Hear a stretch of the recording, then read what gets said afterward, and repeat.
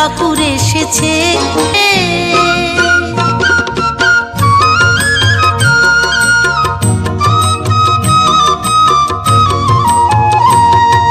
ঠাকুর বলল কর্মময় ভক্ত হতে হবে।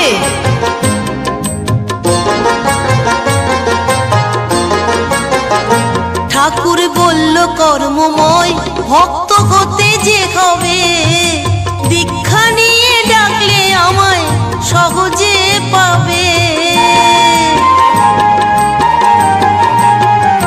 ঠাকুর বলল কর্মময় ভক্ত হতে যে হবে, দীক্ষা নিয়ে ডাকলে আমায় সহজে পাবে। আমার ঘুম ভাঙতেই শুনি নামের,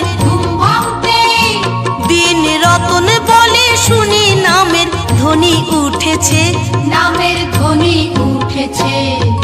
দরজা খুলে দেখি